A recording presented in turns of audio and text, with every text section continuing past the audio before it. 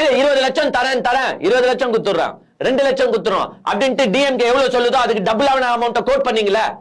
கொடுத்துட்டீங்களா? கொடுத்தீங்களான்னு கேக்குறேன். இன்னும் கொடுக்கல. ஏன் டிஎம்கே எடுத்துட்டு போய் சைலண்டா கொடுத்துட்டு வரல அந்தந்த குடும்பம் கிட்ட? ஏன் நீங்க இன்னும் கொடுக்காம இருக்கிறீங்க? எப்படி இன்னும் ஒரு 2 வருஷம் கழிச்சு கொடுப்பீங்களா? இல்ல எலெக்ஷன் டைமுக்கு முன்னாடி தந்து சீன் போடலான்ட்டு உட்கார்ந்து இருக்கீங்களா? இல்ல அதுவும் பனையூர்ல ஒரு வெற்றி விழா மாதிரி உங்க விஜய் உயிர் என்ன வரவான்ட்டு பாட்டை போட்டுட்டு இந்த 41 குடும்பத்தையும் பனையூருக்கு கூப்பிட்டுட்டு அங்க உட்கார வச்சு அப்படியே லைட் செட்டிங் எல்லாம் போட்டுட்டு ஒரு கெத்தா கொடுக்கலான்னு பிளான் போட்டு இருக்கீங்களா? இல்ல தெரியல. இழப்பீடுனா உடனடியாக அந்த குடும்பத்திற்கு போய் சேர வேண்டும். ஏன் கவர்மெண்ட்டுக்கு தான் அவ்வளவு ரூல்ஸ் இருக்கு. அவங்களே தூக்கிட்டு போய் ஃபர்ஸ்டே குத்துட்டாங்க ஒரு நாள் 2 நாள்ல. உங்களுக்கு கொடுக்கறதுக்கு என்ன? நீங்க போலனா என்ன சார்? அந்த மாவட்டத்துல 1000 பேர் இருப்பான். எவங்கிட்ட எல்லாம் குத்தாம போய் தானே செக்கத்து போய் குடுறான்ட்டு இது கூட பண்ணலன்னா அப்புறமா என்னங்க கட்சி இது? ஏன்னா ஒருத்தனையும் காணாங்க. நினைக்கிறேன் ஒருவேளை பிக் பாஸ்ல ஒரு கண்டஸ்டன்டா வருவார்னு நினைக்கிறேன் புசி ஆனந்த்.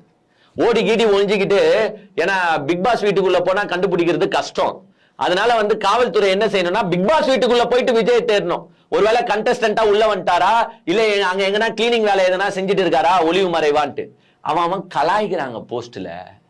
புசி ஆனந்த் காணுன்ட்டு. ஏங்க ஒரு பொது செயலாளர் காணாம போறதெல்லாம் வாழ்க்கை வரலாறுல எனக்கு கேள்விப்பட்டதே இல்லை. ஆனா விஜய் டயலாக்ஸ் மட்டும் பாருங்க.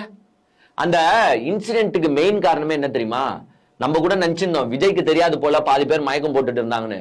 விஜய் பேசின்னு இருக்கும் போது இல்ல, பேசுறதுக்கு முன்னாடியே அந்த தள்ளுமுள்ளு ஸ்டார்ட் ஆயிடுச்சு.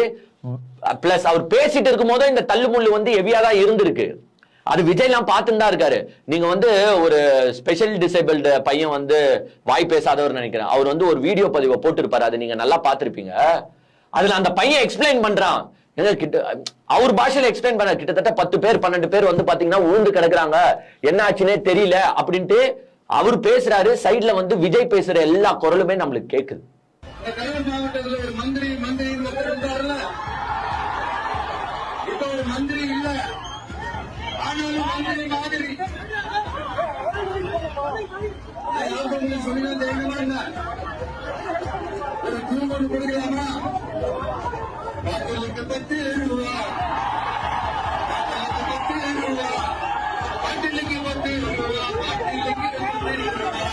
எங்க அவ்வளவு பேர் விழுந்து மயக்கம் போட்டு விழுந்துட்டு இருக்கும் போதும் நீங்க பேசுறீங்கன்னா நீங்களாம் ஒரு தலைவனாங்க. ஏங்க யாருன்னா எந்த தலைவனா பேசுவானாங்க? அப்படி யாருமே பேச மாட்டான். ஒருத்தன் விழுந்தாலே மீட்டிங் இதோட ஸ்டாப் பண்றா, எனக்கு அவங்க இதுதான்டா முக்கியம்னு கிளம்பி போயிருப்பான். ஆனா நீங்க பேசிட்டு இருந்திருக்கீங்க. ஏன்னா அந்த பாட்டை நம்ம பாடியே ஆகணும்.